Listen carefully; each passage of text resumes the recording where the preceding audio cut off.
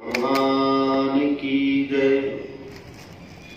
श्री राधा कृष्ण भगवान की जय। जगत जननी दुर्गे मैया की जय। श्री अवध सरयू महारानी की जय। श्री कनक बिहारी बिहारिणी जू की जय। पूज्य पाद श्री तुलसीदास जी महाराज की जय। सब संतन की जय। सब भक्तन की जय। जय जय सीताराम। जय जय राधे श्याम। नमः पार्वते पते हर हर महादेव।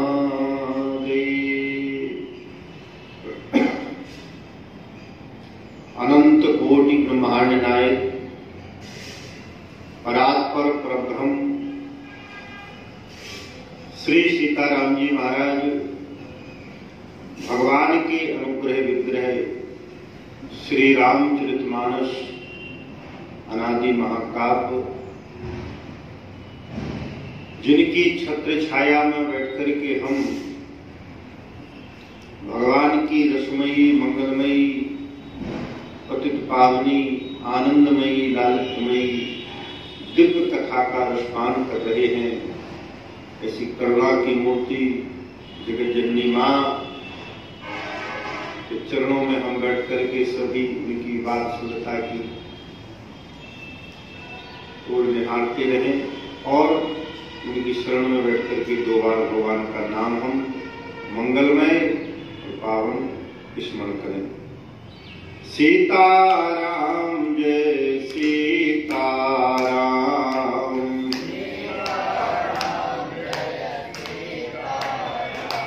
सीताराम जय सीताराम।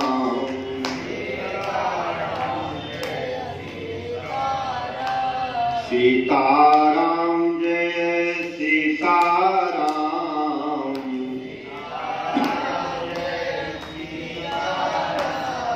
सीताराम जय सीताराम।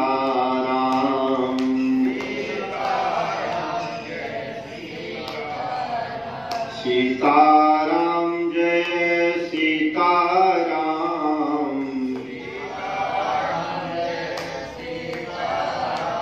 सीताराम जय सीताराम।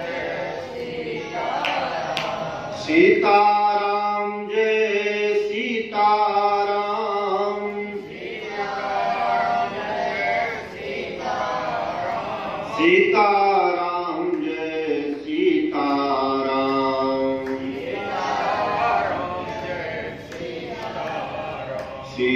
सीताराम जय सीताराम। सीताराम जय सीताराम।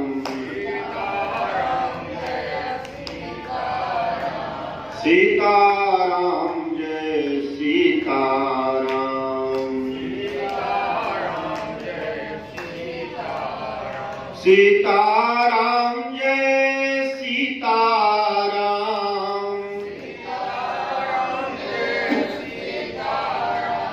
सीताराम जय सीताराम। सीताराम जय सीताराम। सीताराम सीताराम सीताराम। सीताराम सीताराम सीताराम। ओम सीताराम सीताराम सीताराम। जय सीताराम सीताराम सीताराम। सीताराम श्री सीताराम जी महाराज की। विठ्ठल खिला के तुम्हें मन मंदिर में सद्भाव के पुष्प संजोया करूं, करके सुमनों का समूह सुसिंचित प्रेम के ताग पिरोया करूं। बलिहारी में जाऊं जगन माता, पहिना के मुखाम्बुज जोया करूं। प्रभु प्रेम से इन पद पंकज को मैं अश्रु की धार से धोया करूं। बोलिए जगत जननी दुर्गे मैया की। रामचरित मानस यही नामा,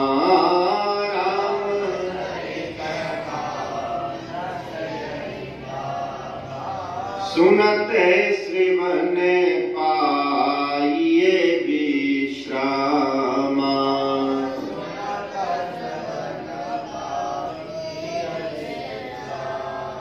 रामे कथा शशि किरण समाना,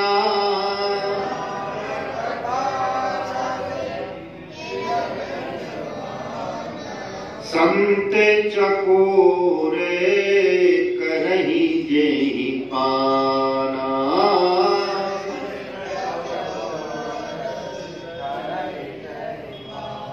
रामे कथा कली बिटप कुठारी, राम कथा कली सागर सुने गिरी राज कुमारी।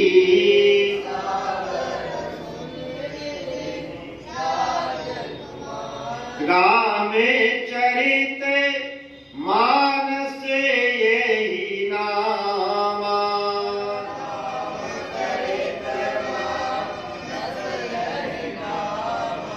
सुनते श्रवण पाइये विश्रामा।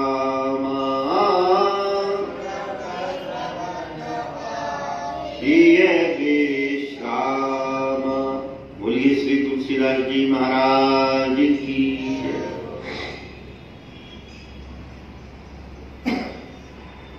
पूज्य पाद कली पावना अवतार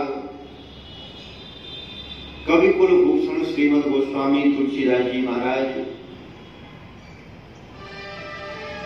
भगवान की लीला का गान करते हुए भगवान के चरित्र की महिमा का वर्णन करते इन पंक्तियों के माध्यम से कहते हैं, जिनका आशय है हम भगवान के जिन चरित्रों का वर्णन कर रहे हैं उस ग्रंथ का नाम है श्री रामचरितमानस। जो भगवान की कथा जीव के कानों के मार्ग से प्रवेश करके जब हृदय में जाती है तो यह अशांत हृदय को शांत करती है। अशांत मन को भगवान की कथा शांति प्रदान करती है।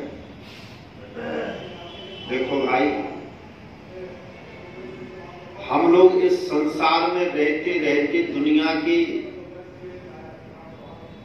झंझटों के बीच में ऐसा मस्तिष्क में यह भाव भर जाते हैं, दुनिया की झंझटें भर जाती हैं कि मन शांत नहीं होता है।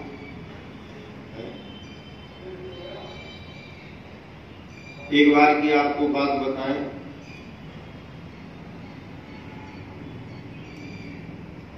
पुराने जमाने की बात है कि महात्मा पहले वो फोन चलते थे वो तार वाले,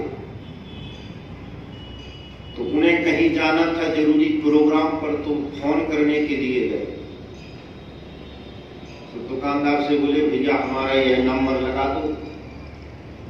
तो नंबर लगाए तो वो कहे कृपया अभी इस रूट की लाइनें सभी व्यस्त हैं, काफी समय तक बैठे रहे, वो 2 घंटा तक, लेकिन यही बताए, सभी लाइनें व्यस्त रही। तो महात्मा जी ने कहा बात कैसे होगी, हमें तो जरूरी काम से जाना है।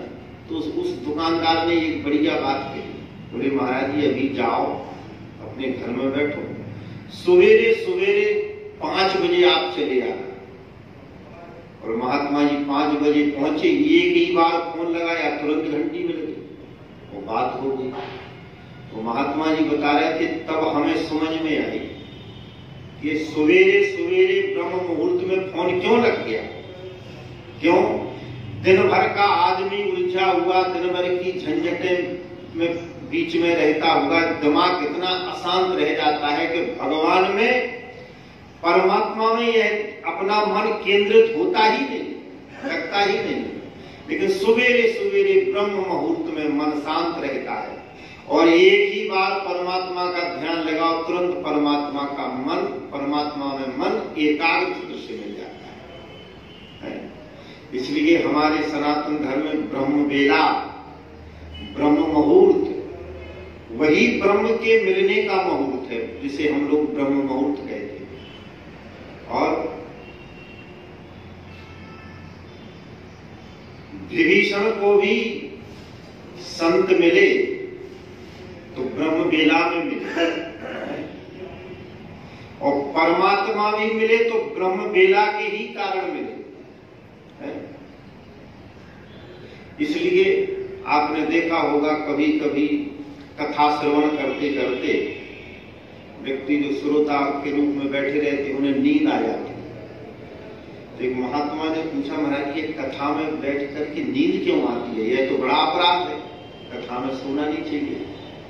तो सोना कौन चाहता है? इसलिए थोड़ी हम बैठते हैं कि कथा में बैठे तो सो गए। सोने के उद्देश्य से कोई नहीं बैठता है, सब श्रवण करने के लिए ही बैठते हैं, लेकिन अचानक नींद आ जाती है। क्यों? कि वास्तव में सत्य यही है कि कथा में ही मन को सच्चा विश्राम मिलता है, सच्ची शांति मिलती है। और मन में शांति होने के कारण व्यक्ति को स्वतः नींद आ जाती है। जिन्हें नींद नहीं आ पाती है उन्हें शांति प्राप्त होने से नींद आ जाती है। इसका मतलब है कि कथा में विश्राम मिलता है, मन को शांति मिलती है। इसलिए सुनत श्रवण पाइये विश्राम। तो ये भगवान की कथा सच्चा विश्राम देने वाली है। विश्राम केवल परमात्मा की कथा है, और यह विश्राम परमात्मा श्री राम से मिलाने वाला है। कल के प्रसंग में आप सभी ने श्रवण किया, भगवान श्री राघवेंद्र जी ने अंगद जी को रावण की सभा में भेजा समझाने के लिए। अंगद जी ने बहुत समझाया, परंतु रावण की एक समझ में ना आए। क्यों? आप विचार करो, जब एक खोपड़ी वाले जल्दी नहीं समझते हैं, एक खोपड़ी वालों की जल्दी समझ में नहीं आती है, तो रावण तो है 10 खोपड़ी वाला, इसकी जल्दी कैसे समझ में आएगी? लेकिन एक बात हम आपको बता दें, हनुमान जी का तरीका भी वही था, और अंगद जी का भी तरीका वही था। फर्क एक था कि हनुमान जी ने चरणों का प्रहार सहा है कि कैसे भी हो रावण भगवान की शरण में पहुंच जाए, या रावण श्री जानकी माता को पहुंचा दे, वह भले ही हमें उसके लिए चरण का प्रहार, वाणी का प्रहार, हाथ का प्रहार, अपमान का प्रहार भले ही क्यों न सहन करना पड़े, लेकिन यह रावण की शरण में पहुंच जाए। यानी संत का काम होता है कि जीव को परमात्मा की शरण में पहुंचा देना है। तो इन्होंने तो साधुता का निर्वाह किया, लेकिन अंगद जी का भी तरीका वही है, लेकिन उन्होंने चरण का प्रहार सहा है हनुमान जी ने, लेकिन अंगद जी ने चरण ही रोक दिया रावण की सभा में, और मानो संकेत किया, रावण तुझे अपने चरणों का प्रहार करने का अभ्यास पड़ गया है, जिसे देखो उसे ही चरण का प्रहार करता है? जो भी समझाने जाता है रावण को उसे चरण का प्रहार करता है। ले आज मैं तेरी सभा में यह चरण ही जमाता हूं और मैं तुझे वचन देता हूं कि अगर तेरी सभा का कोई भी योद्धा इस मेरे चरण को हटा दे, तो राम जी नहीं कह रहे हैं ये बात, ये राम जी का सेवक, ये राम जी का दूत कहता है। जो मम चरण सकहीं सठटारी फिर ही राम सीता में हारी। तेरी सभा का कोई भी वीर योद्धा मेरे चरण को टसका मस कर दे तो राम जी तो अयोध्या लौट जाएंगे, मैं जानकी जी को हार जाऊंगा। और बल्कि यह उद्देश्य नहीं था अंगद जी का, फिर नहीं राम सीता तो लौट जाएंगे अयोध्या, मैं हार जाऊंगा, यह भी अर्थ है अनुनय करेंगे। लेकिन आप कथा से परिचित हैं, कोई भी टसका मस अंगद जी का चरण नहीं हिला सका। अंत में रावण आया और रावण ने जब अंगद जी के चरण की ओर झुकना चाहा तो अंगद जी ने चरण खींच लिया। रावण ने कहा, चरण क्यों खींचा तुमने? चरण क्यों खींचा? तो अंगद जी बोले, तुम्हें चरण पकड़वाना का अभ्यास करवा रहे थे, क्योंकि अभी तो तुम्हें चरण प्रहार करने का अभ्यास था, अब पकड़वाने का अभ्यास करा रहे थे। तो रावण ने कहा, पकड़वाए क्यों नहीं? बोले, पकड़वाने का नहीं, बोले यहां तुम्हें झुकना सिखाया है, चरण तो भगवान के ही पकड़ो, इसमें तुम्हारा कल्याण। गासी न राम चरण सठ जाही, गए सीना राम चरण सठ जाई। तू लोभ के कारण हमारे चरण पकड़ रहा है, लोभ के वशीभूत होकर के। अरे भगवान के चरणों को पकड़ेगा तो तेरा उद्धार हो जाएगा। तो जैसे ही मेरे बंधुजन रावण झुका तो उसके मुकुट गिरे, तो अंगद जी ने उनमें से 4 मुकुट रामादल की ओर फेंके। वानरों ने जाना कि रावण ने कोई लूट फेंकी है, तो श्री हनुमान जी ने सम्मान के सहित उन मुकुटों को लेकर के भगवान को सौंपा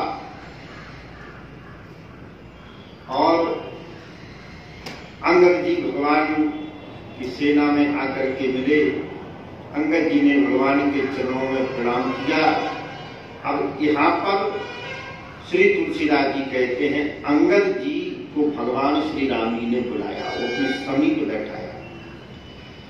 यहाँ राम अंगद ही बुलावा, आय चरणे पंकज सिर नावा।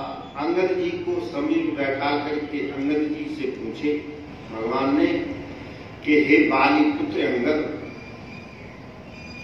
हमें बड़ा आश्चर्य हो रहा है। अंगद जी ने कहा, किस बात का? भगवान ने कहा, यह बताओ, रावण जैसा प्रतापी शासक और रावण के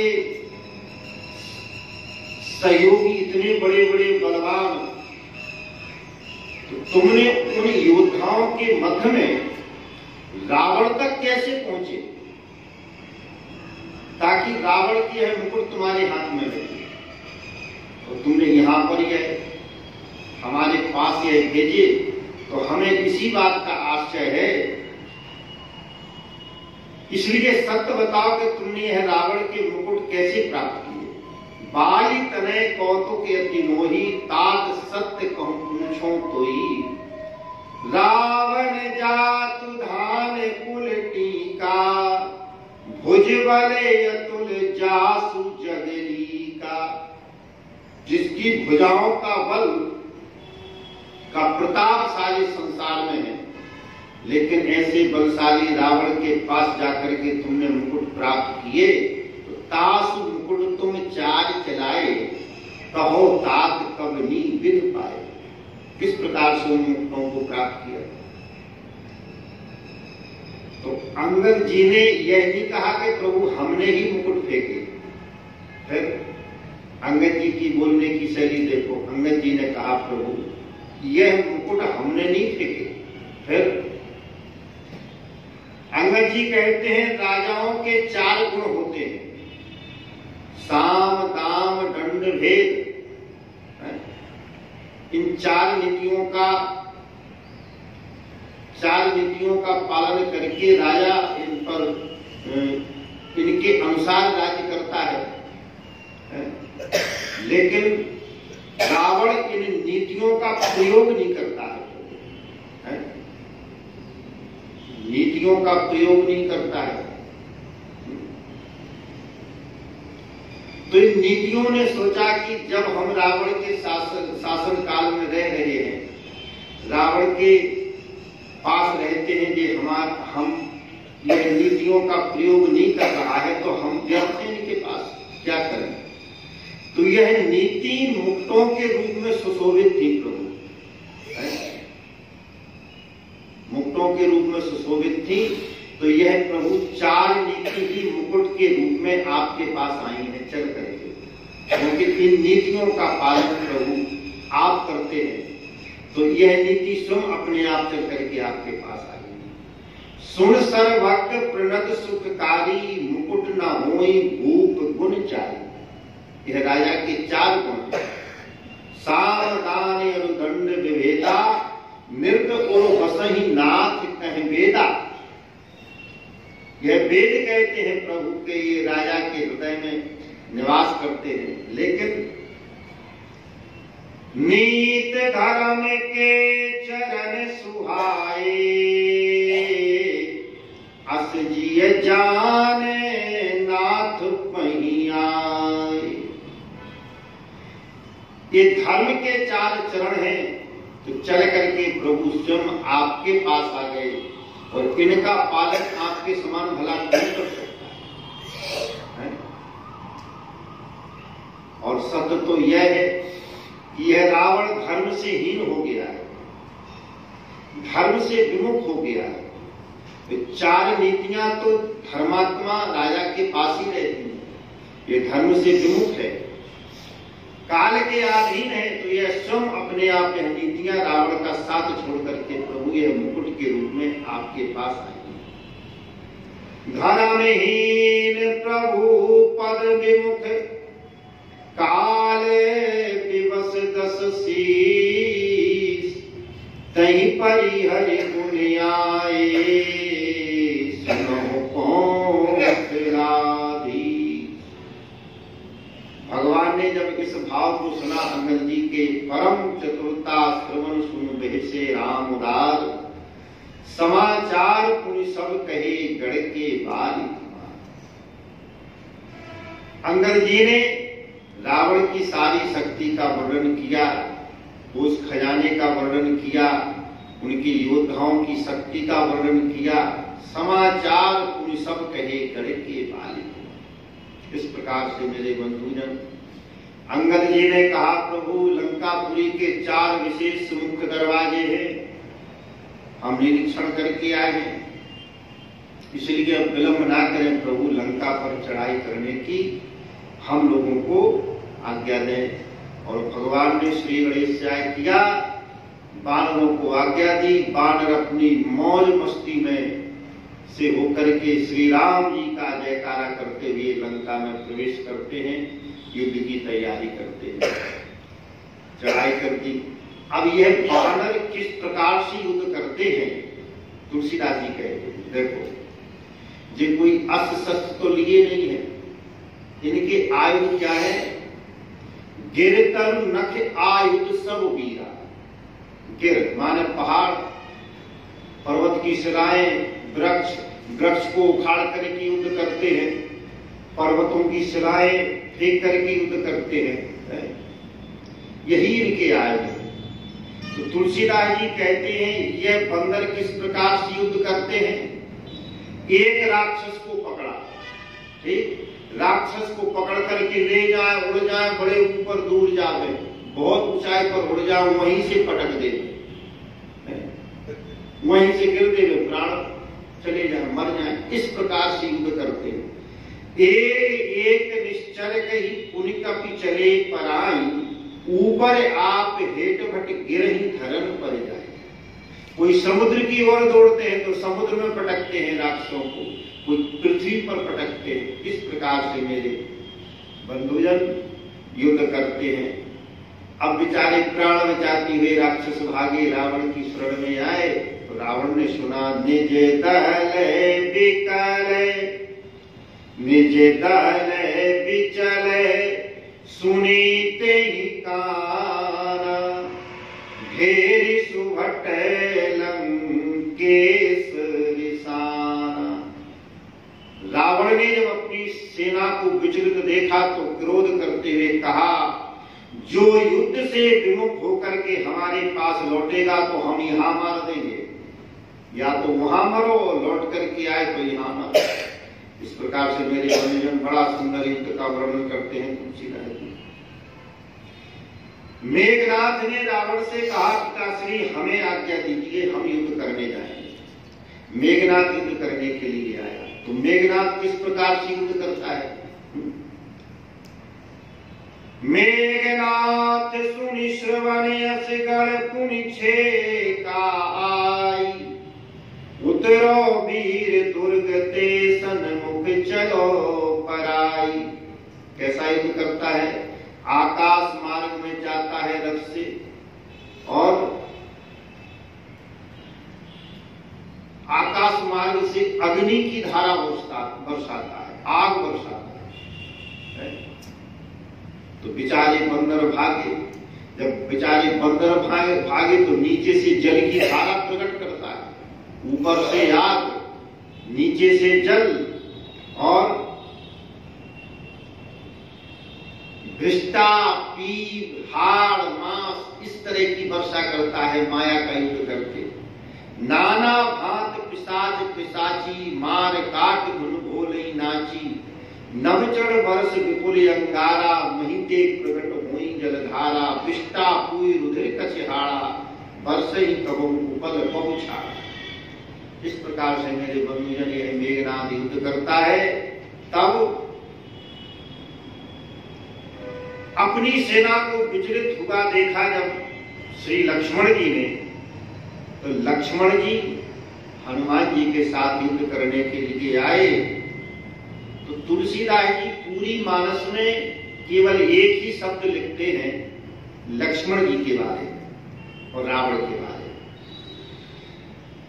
जहां राम जी की बात करते हैं लक्ष्मण जी और जहां रावण की बात करते हैं, तो रावण के लिए वहां शब्द प्रयोग करते हैं। वहां दशानन जाग कर करें लाग कछु जग, वहां दशानन कहीं विचारा, इस तरह के वहां शब्द रावण के लिए और यहां शब्द राम जी के लिए है।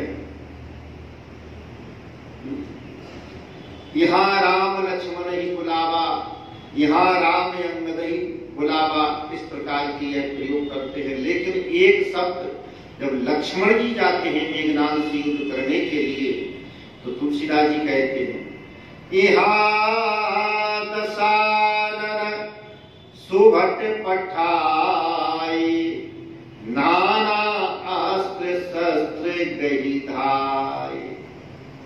यहाँ श्री तुलसीदास जी राम जी के पक्ष में नहीं है, यहाँ रावण की साथ हो रहे हैं तुलसीदास जी। क्यों? तुलसीदास जी से पूछा ऐसा क्यों किया? तुलसीदास जी बोले देखो, इस समय श्री लक्ष्मण जी युद्ध करने के लिए आए हैं। लक्ष्मण जी युद्ध करने के लिए आ रहे हैं।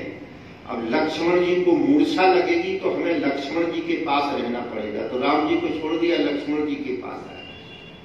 तो यहाँ दशानन सुभट पटाए, नाना अस्त्र गही धाये, और मेघनाथ युद्ध करने के लिए आया।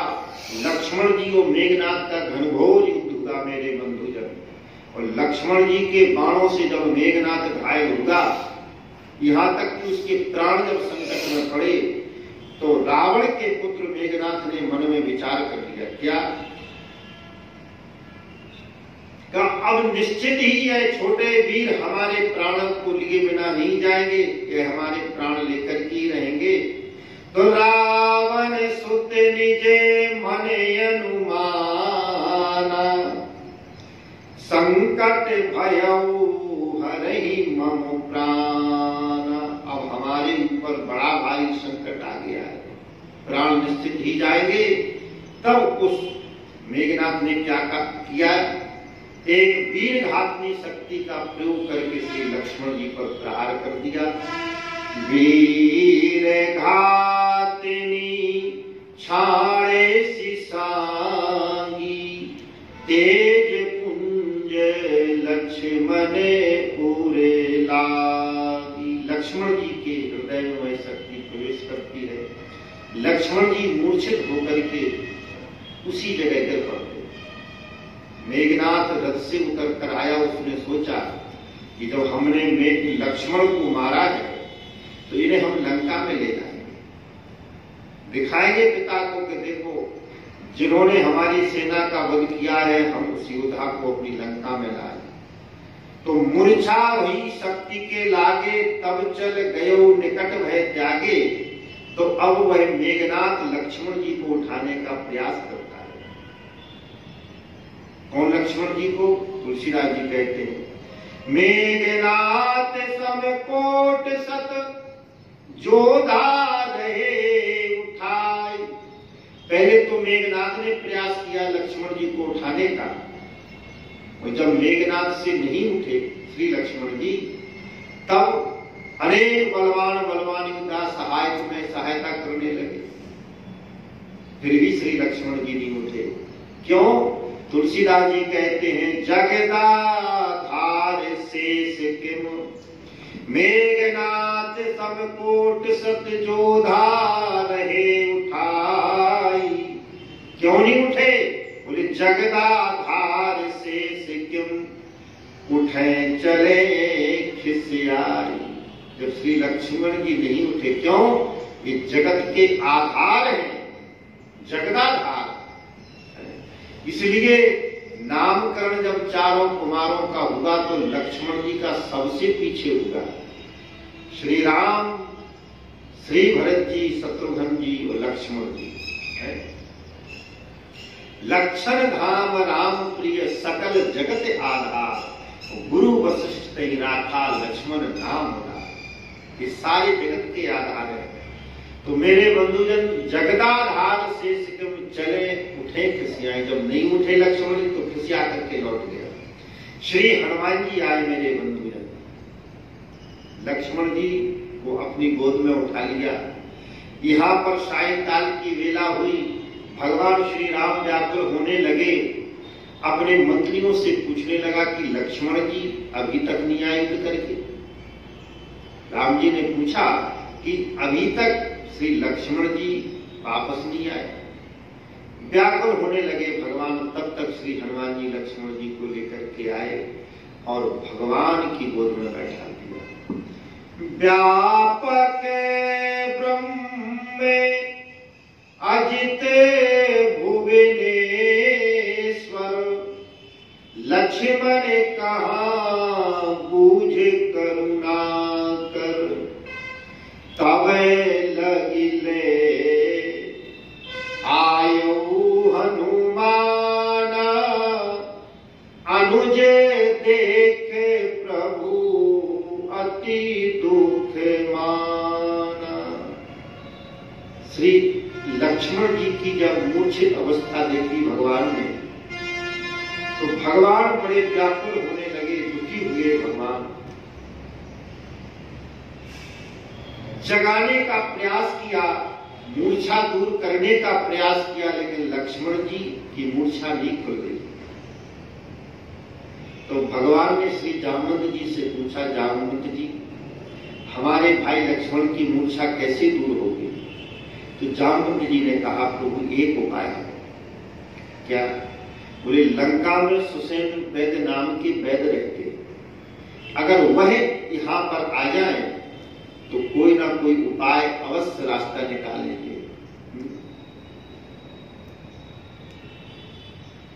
तो श्री हनुमान जी ने कहा प्रभु हमें आज्ञा दीजिए, हम सुसेन वैद्य को लेने जाएंगे। हनुमान जी लंका में प्रवेश करते हैं। अब लेकिन समस्या यह है कि रात्रि का समय है, तो अब सुसेन वैद्य को जगावे कैसे? वो सुसेन वैद्य को जगाएंगे तो आसपास के रहने वाले भी जागेंगे, रावण को पता चलेगा तो फिर आने नहीं देंगे। तो हनुमान जी ने एक काम किया, सारी झंझटों को छोड़ो। हनुमान जी ने वह पूरा भवन ही उठा लिया जिस भवन के अंदर विभीषण जी निवास करते थे। जामवंत कहे वैद सुखेना, लंका रही सो पठियै लेना, और धरि लग रूप गयो हनुमंता, आयो भवन समेत तुरंता। पूरा भवन लेकर के श्री हनुमान जी रामादल में आए, वो पूरे भवन को रामादल में रख दिया। अब विभीषण को यही पता नहीं था कि हम कहीं जा रहे हैं, हम कहीं गए। उन्हें विभीषण जी को यही लगता था कि सब हमारे पास आए। भगवान ने कहा कि विभीषण जी कहां हैं?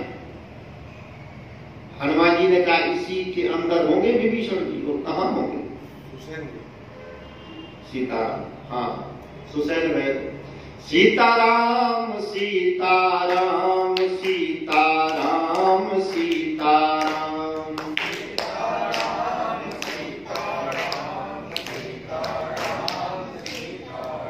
सीताराम सीताराम सीताराम सीताराम।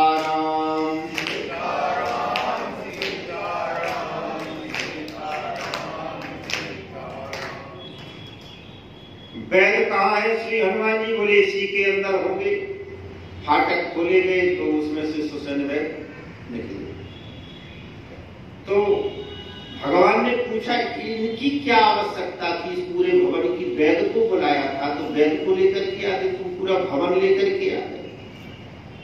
हनुमान जी ने कहा प्रभु एक समस्या थी, हम वैद्य को लेकर के आते यहां पर, वो वैद्य कहता है कि हम अपनी पूरी दवाई जड़ी बूटी जो उसके पात्र हैं वो हम अपने घर पर ही छोड़ करके आए हैं, तो फिर दोबारा लाने की झंझट। तो हमने सोचा कि कोई परेशानी ना आए तो पूरा मेडिकल ही उठा करके ले चलो, जो भी सामान देखना होगा कहां कहां रखा है तो सब देख लेंगे। दूसरी बात, हम वैद्य को जगाते, वैद्य जगते तो 2-4 आदमी जगते, रावण को सूचना मिलती, वो इसे आने नहीं देता बेचारे को। तब तो हमने सोचा कि एक काम करो, पूरा घर ही ले जाओ। इसलिए हनुमान जी पूरा भवन लेकर के आए। तो अब नाड़ी देखी श्री लक्ष्मण जी की, तो लक्ष्मण जी, लक्ष्मण जी से कहा, लक्ष्मण जी से वैद्य कहते हैं श्री राम जी से कि सवेरे सवेरे सूर्योदय से पहले अगर बूटी अगर आ जाएगी तो लक्ष्मण जी के प्राण बचेंगे। राम जी रोने लगे, कैसे लक्ष्मण जी के प्राण बचेंगे मेरे बंधुजन? अब राम जी को देख करके सभी बानर रो रहे, लेकिन हनुमान जी ने कहा प्रभु क्षमा करना, हम सब कुछ सहन कर सकते हैं, लेकिन आपका हम रोना सहन नहीं कर सकते। तब हनुमान जी को आज्ञा दी, मेरे बंधुजन हनुमान जी संजीवनी बूटी लेने के लिए चल पड़े। राम पदार सुन बिंद सर आयु नाई सुखैन, कहा नाम गिरे औषधि जाओ पवन सुखैन। रावण को पता चला कि यह सुसेन वैद्य को हरण करके श्री हनुमान जी ले गए हैं लक्ष्मण जी का इलाज करने के लिए। तब यह रावण कालिनेम के पास पहुंचा, कालिनेम से कहा कि हनुमान जी का रास्ता अवरुद्ध करना है तुम्हें। एन केन विधि तुम्हें जैसी वो एक रात्रि तक हनुमान जी को नहीं आने दे। वह कालनेम ने बहुत समझाया, लेकिन रावण ने का तो एक ही मंत्र रहता है कि हमारी बात नहीं मानोगे तो हम मारेंगे, हम मार देंगे। तो कालनेम ने कहा, विचार किया कि रामदूत के कारण हम मरेंगे, इसमें हमारे प्राणों का भी उद्धार हो जाएगा। गया बेचारा, तो उसने जाकर के क्या किया, एक बढ़िया सुंदर आश्रम बनाया, सरोवर का निर्माण किया। यहां तुलसीदास जी कहते हैं, अस कहीं चला रजसी मग माया सर मंदिर पर बाग बनाया। मंदिर भी बना लिया, बाग भी बना लिया, सरोवर भी बना लिया। और हनुमान जी चले जा रहे थे, जब सुंदर आश्रम देखा हनुमान जी ने, तब आश्रम देख करके हनुमान जी के मन में आया कि यह बढ़िया सुंदर आश्रम है और यहाँ थोड़ा विश्राम करके अपना परिश्रम मिटाएंगे, यहाँ जल पिएंगे। हनुमान जी उतरे वहां पर है। लेकिन यहाँ शंकर भगवान कहते हैं, हे देवी पार्वती, यह कपट वेशधारी राक्षस भगवान के दूत को मोहित करना चाहता है। एक हनुमान जैसे संत हैं, वे लक्ष्मण जी को मूर्छित अवस्था से जगाना चाहते हैं, और यह राक्षस है जो हनुमान जी सीताराम लक्ष्मण जी को मूर्छित अवस्था से जगने नहीं देता है, यह बाधा बनता है। हनुमान जी जब आश्रम में प्रवेश करते हैं तो उस कपटी मुनि कालिनेम को साधु के भेष में समझा हनुमान जी ने, तो प्रणाम किया हनुमान जी ने। जाय पवने सुतनायऊ माथा, प्रणाम किया श्री हनुमान जी ने। तो कालनेम तो समझ गया कि ये राम कथा के बड़े ही रसिक हैं, वे इन्हें अगर रोक सकते हैं तो भगवान की कथा के ही बल पर रोक सकते हैं। और भगवान की कथा उसने कहना प्रारंभ किया। अब आप देखो, लंका में जब कथा वालों को ही निकाल दिया जाता था, तो वहां कथा सुनने का तो कोई नियम ही नहीं था कि कोई कथा नियम से सुनता हो। वो जे यह कथा कह रहा है, तो कथा का भी एक क्रम होता है। कथा का क्रम होता है कि चलो पहले वंदना करो, पहले वंदना करो। तो ना तो इसने किसी की वंदना की, चलो वंदना नहीं की तो पहले चलो बालकांड, अयोध्या कांड, आरण्य कांड, किष्किंधा कांड, पूरा कथा का ही क्रम छोड़ दिया उसने। ना बालकांड की कथा, ना अयोध्या कांड की कथा, ना आरण्य किष्किंधा, ना सुंदर, सीधा लंका कांड की कथा सुनाने लगा। लंका कांड की कथा, और कौन सा प्रसंग, युद्ध का प्रसंग। युद्ध के प्रसंग में भी यह रावण के पक्ष का है, तो रावण की तरफ से बोल रहा है, इसलिए पहला नाम उसने रावण का लिया। क्या कहता है, होत महारन रावण राम ही। हनुमान जी बड़ा भयंकर युद्ध हो रहा है रावण का और राम का। हनुमान जी ने सोचा यह कैसा कथा बोल रहे हो तुम, कि रावण का नाम पहले ले रहे हो, राम जी का बाद में। तो हनुमान जी ने सोचा कुछ गड़बड़ निश्चित है, कथा का क्रम ठीक नहीं। तो कालनेम समझा, तो उसने फिर सुधार किया, बोले हो तो महारन रावण राम ही जीतिए ही राम न संशय, लेकिन राम जी जीतेंगे। हनुमान जी ने कहा चलो ठीक है, सुधार तो किया। तो हनुमान जी ने पूछा तुम्हें कैसे पता है कि राम जी का और रावण का युद्ध हो रहा है, तुम तो यहां बैठे हो। तो वो कालनेम बोला, अरे तुम्हें पता नहीं, हमारे पास ऐसी दिव्य दृष्टि है कि हम दिव्य दृष्टि से ही सब देख रहे हैं। यहाँ भय में देखो भाई, ज्ञान दृष्टि बल मोह अधिकारी, हम दिव्य दृष्टि से देख रहे हैं।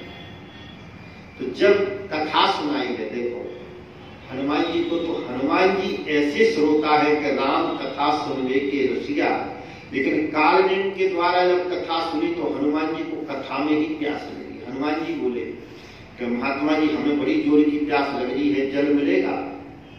तो कालदेव ने कहा, लो जी हमारा कमंडल है, तुम इस कमंडल से जल पी लो। हनुमान जी बोले, आप कैसे महात्मा हैं? कमंडल तो किसी को, अपना महात्मा कमंडल किसी को देते नहीं है, चेले के सिवाय। चेले को ही अधिकार है, चेले को ही अधिकार है देने का, और किसी को कमंडल नहीं दिया जाता। कालनेम तुरंत बोला, देखो हम तुम्हें अपना चेला ही बनाएंगे, हम तुम्हें अपना शिष्य बनाएंगे, इसलिए तो कमंडल दे रहे हैं।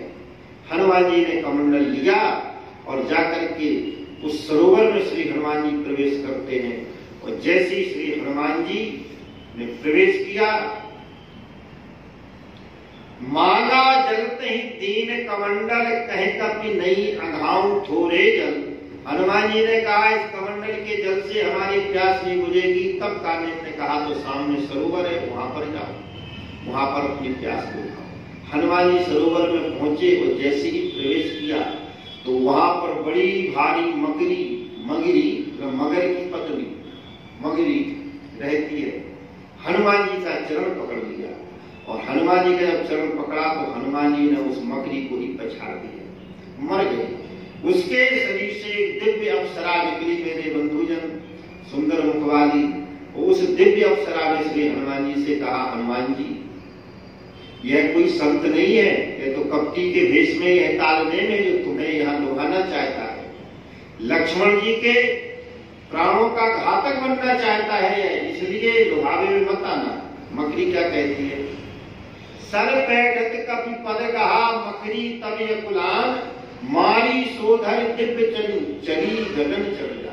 तो जाते जाते कहने लगी, कपि तब दरस भयउ निष्पापा, मिटी तात मुनिवर कर शापा। आपके दर्शन से मैं हनुमान जी कृतार्थ हो गई हूँ और यह महात्मा ने जो श्राप दिया था उस श्राप से भी मुक्त हो गई हूँ। इसलिए यह मुनि न होई यह निश्चल घोड़ा, यह निशाचर जाति का है और हम यह सत्य कहते हैं, हमारे वचनों को झूठ मत समझना, यह राक्षस है? और ऐसा कहकर के वह अप्सरा चली गई। हनुमान जी आए, हनुमान जी आए जल लेकर के, तो कालनेम बोला, बैठो। अब हनुमान जी बोले, एक काम करो, अब हमसे जो है दक्षिणा ले लो। दक्षिणा? तो कालनेम बोला, ये कैसा कर्म, मंत्र हमने तुम्हें दिया नहीं, तुम दक्षिणा पहले ही दे रहे हो, पहले मंत्र तो ले लो। तो हनुमान जी बोले, नहीं, हम मंत्र बाद में लेंगे तुमसे, पहले हमसे दक्षिणा ले लो। और हनुमान जी ने अपनी उस पूंछ में लपेट करके कालनेम को पृथ्वी पर दे पटका। बेचारा मरते मरते कह गया, राम राम राम। हनुमान जी बोले, बस हमारे लिए यही मंत्र है। असे कहे कपि मुनि गुरु दक्षिणा लेहु, पाछे हमई मंत्र तुम देहु। सिर लंगूर लपेटी पछारा, निजतम प्रगट सी मरती वारा। राम राम कहे छाण सी प्राणा, सुन मन हर्ष चलिऊ हनुमान। हनुमान जी प्रसन्न हुए। अब मेरे बंधुजन, हनुमान जी वहां प्रवेश करते हैं जहां बूटियों की भरमार पड़ी, नाना प्रकार की बूटी है। लेकिन हनुमान जी बड़े आश्चर्य में पड़ गए कि अब कौन सी संजीवनी बूटी है, सब प्रकाशमान हो रही है, सब में ज्योति निकल रही है। तो उस पर्वत पर संजीवनी बूटी पहचान नहीं सके श्री हनुमान जी, और अगर पहचान करेंगे तो समय होगा। और इस प्रकार से मेरे बंधुजन, श्री हनुमान जी ने पूरा पर्वत ही उठा लिया। देखा से ले पर्वत देखा, न औषधि चीन्हा, सहसा कपि उपारे गिरलीना। गही गिरनि से धावत भयेउ, अवधपुरी ऊपरे तब गयौ। बड़ा विशाल पर्वत लिए श्री हनुमान जी आकाशमान से से चले जा रहे थे, अयोध्यापुरी के दर्शन हुए, जहाँ श्री भरत जी विराजमान है। और भरत जी ने जब यह विशाल पर्वतधारी किसी बानर को देखा तो भरत जी ने अनुमान लगा दिया कि रात्रि में कोई पर्वत लेकर के आ रहा है और हमें लगता है यह कोई राक्षस है, निशाचर है, जो इस पर्वत को गिरा करके अयोध्यापुरी को नष्ट करना चाहता है। तो देखिए मेरे बंधुजन, यहाँ बड़ा सुंदर संकेत मिलता है। भरत जी रहते हैं नंदीग्राम में, अयोध्या भी आते जाते हैं, लेकिन भजन करते हैं भगवान का। भजन माने भगवान में, भगवान के प्रति आस्था, भजन कर रहे हैं, माला फेंक रहे हैं। और जब देखा कि अयोध्या पर संकट आने वाला है तो वह माला रूपी आस्था रख करके तुरंत सुरक्षा रूपी व्यवस्था संभाली भरत जी ने, धनुष्मान उठा लिया। बोले अब इस समय माला का काम नहीं है, इस समय भाला का काम है। और सीताराम भरत जी ने धनुष बाण उठाया। तुलसीदास जी कहते हैं, देखा भरत है विशालेति निश्चरे मने अनुमान, बिन फरसायक मारेऊ चाप श्रवण लगतान। बिना फड़का बाण श्री भरत जी ने संधान कर दिया और वह बाण जाकर के श्री हनुमान जी लग रहा। परिणाम क्या होगा? पवन पुत्र ने वह पहाड़ रोक लिया आकाश मार्ग में ही, और पवन पुत्र ने वह मार्ग में रोक लिया, आकाश मार्ग में। हनुमान जी नीचे राम राम राम का जप करते हुए नीचे गिरे। और जब भरत जी के कानों में यह शब्द सुनाई पड़ा कि राम राम, तो भरत जी बड़े दुखी हुए, किसी राम पर हमने बाण का प्रहार कर दिया। भरत जी श्री हनुमान जी के पास आए। अब बात यह है कि भरत जी का जो बाण लगा बिना फड़का, उससे हनुमान जी मरे नहीं। राम राम का स्मरण करते हुए हनुमान जी गिरे। इसका अर्थ है कि भरत जी प्रेम मूर्ति है, प्रेम मूर्ति है।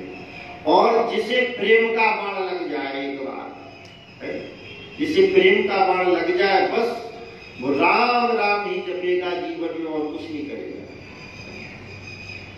राम राम करते हुए श्री हनुमान जी आए। अब भरत जी ने विचार किया कि हमसे कोई राम भक्त का वध होने वाला है, हमसे राम भक्त का यह अपराध हो गया है, हमने बाण का प्रहार कर दिया। भरत जी ने भगवान से प्रार्थना की, प्रभु अगर मैं मन वचन कर्म से आपका सच्चा सेवक हूं तो कभी हो विगत संसूला, जो मो पर रघुपति अनुकूला। अगर आप हम पर अनुकूल हैं तो यह बानर, यह इस हमारे इस बाण रूपी सूर्य की पीड़ा से मुक्त हो जाए। हनुमान जी की वह मूर्छा मेरे बंधु जागी। अब विचार करने की यह बात है कि यहाँ श्री हनुमान जी भी भक्त हैं, भगवान के परम, वो भी निष्कामी भक्त हैं, और यहाँ भरत जी भी निष्कामी भक्त हैं। इनके मन में भी कोई वासना नहीं है, ना हनुमान जी के मन में। लेकिन यहाँ भरत जी के मन में यह विचार आया कि हनुमान जी राक्षस के रूप में दिखाई दिए। देखा भरत विशालति निश्चर मन अनुमान, तो यह हनुमान जी निशाचर के रूप में दिखाई दिए भरत जी को। तो इसको ऐसा भी हम लोग कह सकते हैं कि रात्रि का समय है। और दूसरी बात, हनुमान जी का पर्वताकार शरीर है, और राक्षस तो होते ही बड़े बड़े पर्वताकार है, कनक भूधरा काल शरीरा, ऐसे राक्षसों के शरीर होते हैं। लेकिन हमारे महापुरुष जन बताते हैं कि राक्षस के रूप में कौन दिखाई देता है? देखो, विकार ही राक्षस के रूप में है, विकार। तो जब हनुमान जी भगवान से आज्ञा लेकर के चले, तो यहाँ श्री तुलसीदास जी एक बड़ी सुंदर बात कहते हैं कि हनुमान जी के मन में अभिमान आया।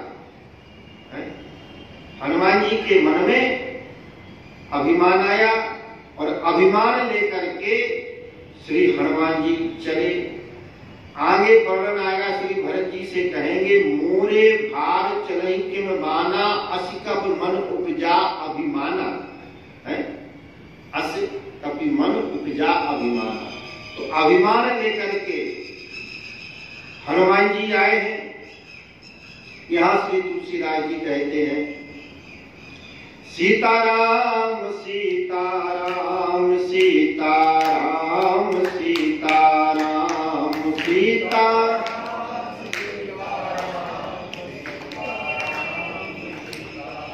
सीताराम सीताराम सीताराम सीताराम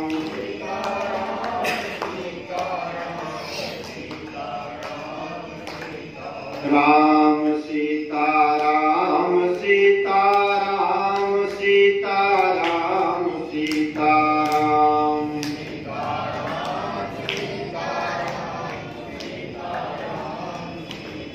जब श्री हनुमान जी राम जी के पास से जा रहे तो तुलसीदास जी कहते राम चरण सरिस जेऊर राखी चला प्रभंजन सुते बल भाकी। अपने बल का बखान करके तुम हनुमान जी अपने मुख से गए। इसलिए यहाँ कहते हैं हनुमान जी से श्री भरत जी ने कहा कि भगवान कैसे हैं, लक्ष्मण जी कैसे हैं। हनुमान जी ने कपि सब चरित्र समास बखाने। हनुमान जी को मूर्छित हुआ देख करके तीनों माताएं आई मेरे बंधुजन, माता कौशल्या, केकई, सुमित्रा।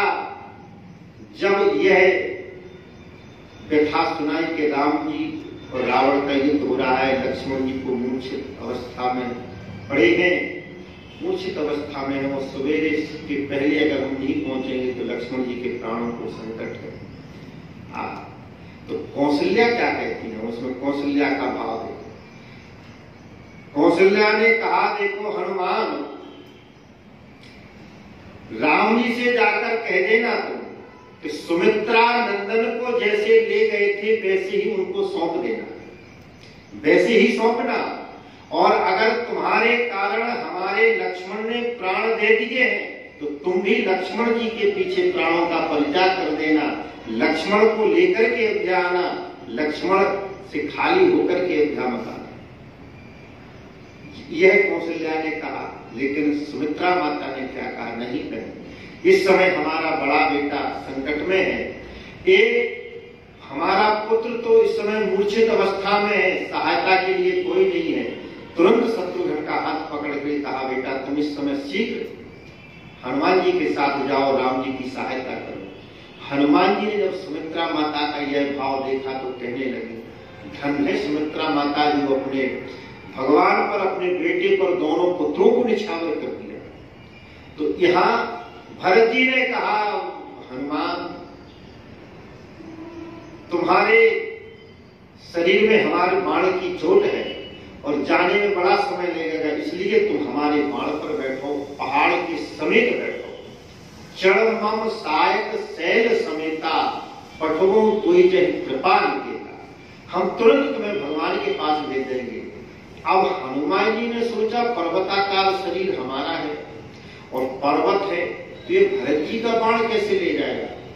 इसलिए तुलसीदास जी कहते हैं ऐसे कपि कहे उपजा हनुमान से कपि मने उपजा अभिमाना मोरे भारे चलही किम बाना मोरे भार चलही किम बाना। कैसे जाएगा यह बाण हमारे इतने बड़े लंबे भाग से। तब श्री हनुमान जी ने विचार किया कि यह राम प्रेमी भरत है, राम प्रभाव विचार बहोरी बंदी चरण कहे कपि कर। भरत जी से आशीर्वाद लिया, हृदय मिले और हनुमान जी तुरंत रामादल में प्रवेश करते हैं।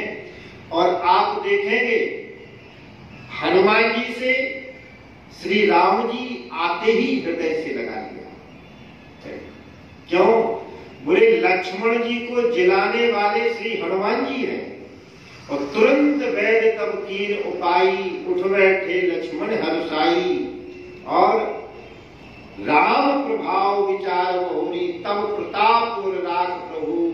जय हो नाथ तुरंत, अस कहे आयस पाई पद बंद चले हनुमान। यहाँ पर मेरे बंधुजन श्री राम जी बहुत विलाप करते हैं। हनुमान जी संजीवनी बूटी लेकर के आए। तुरंत वेद तब कीन उपाई, उठ बैठे लक्ष्मण हर्षाई। और हृदय लाय प्रभु भेटु भ्राता, हर्षे सकल भाल कपि भ्राता। सभी प्रसन्न हुए मेरे बंधुजन। श्री राम जी ने लक्ष्मण जी को हृदय से लगा लिया और लक्ष्मण जी हनुमान जी के हृदय से मिलने लगे। सभी वानर भी प्रसन्न होने लगे। क्यों? देखो भाई, इसलिए हमारे हनुमान जी को कहा गया है कि हनुमान जी साक्षात अमृत के तुल्य है। भक्तों को जिलाने के लिए यह संजीवनी बूटी अमृत है, तो दुष्टों को मारने के लिए ये साक्षात विष रूपी काल है, और पृथ्वी को धारण करने के लिए यह साक्षात शेष है, और पृथ्वी के समस्त जीवों का चराचर का पालन करने के लिए साक्षात हरि भगवान है, और प्रलय काल का संहार करने के लिए साक्षात हर है, शिव है, और सृष्टि की रचना करने के लिए एक साक्षात ब्रह्मा के समान है। हनुमान जी ऐसे हैं मेरे बंधुजन, सभी देवता इन पर अनुकूल रहते हैं। और क्यों ना हो, यह साक्षात हर ही हनुमान जी के रूप में आए, जिनके स्वामी ही भगवान शिव ने सोचा हमारे स्वामी हमें स्वामी मानते हैं, लेकिन भगवान शिव का भाव यही नहीं रहता है कि वे हमें स्वामी माने। उनका भाव यह रहता है कि हम तो सेवक के रूप में हैं। तो इसलिए सेवा धर्म का निर्वाह करने के लिए शंकर भगवान स्वयं श्री हनुमान जी के रूप में। जय शरीर रति राम सो, सुइया तरही सुजान। रुद्र देह तज देह बस, बानर भय हनुमान। और मेरे बंधुजन, आज लक्ष्मण जी को जिलाया। रिनिया राजा राम भय, कियो सुसेवक धर्म कपि। प्रभु कृतज्ञ जग जान, जोर हाथ ठाणे भय, वरदायक वरदान। आज सबको देने वाला परमात्मा भी श्री हनुमान जी के सामने कहते हैं कि मैं तुम्हारा ऋणी हूं, तुम्हें देने के लिए हमारे पास कुछ नहीं है। हाथ जोड़ लिए, हाथ जोड़ लिए। हाथ कहाँ जोड़े जाते हैं?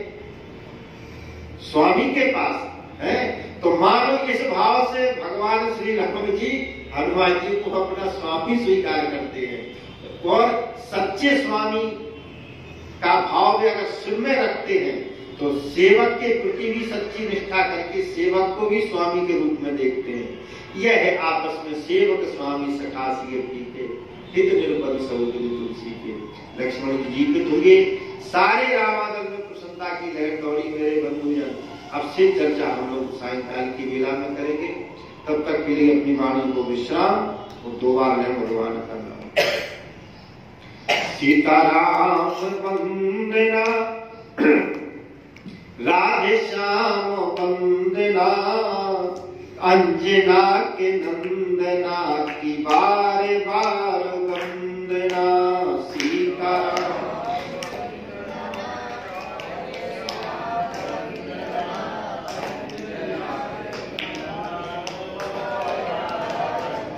सीताराम वंदना, श्री राधे श्याम वंदना।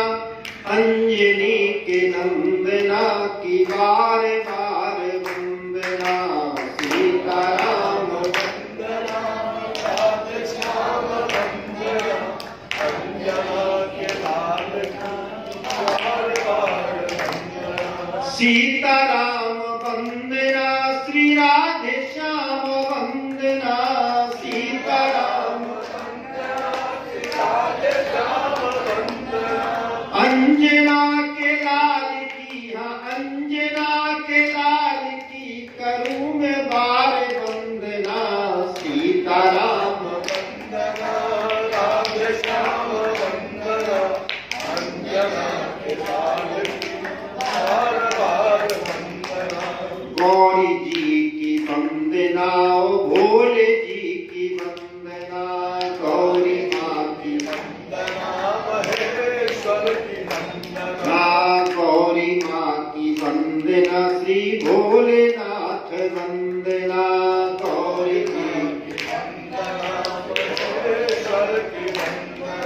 गौरी जी के नंदना की, गौरी जी के नंदना की बार बार वंदना। सीताराम वंदना राधे श्याम वंदना, अंजना के लाल की बार बार वंदना। सीताराम वंदना, श्री राधे श्याम वंदना, अंजनी के नंदना की बार बार वंदना। सीताराम वंदना राधे श्याम वंदना, अंजना के लाल की बार बार वंदना। श्री सीताराम जी महाराज की जय। श्री गौरी शंकर भगवान की जय। श्री राधा कृष्ण भगवान की जय। सब संतन की जय, सब भक्तन की जय। जय जय सीताराम, जय जय राधे श्याम। नमः पार्वते पतये हर हर महादेव। सर्वे भवन्तु सुखिनः, सर्वे सन्तु निरामयाः, सर्वे भद्राणि पश्यन्तु, मा कश्चित् दुर्भाग् भवेत्। ओम शांति शांति शांति।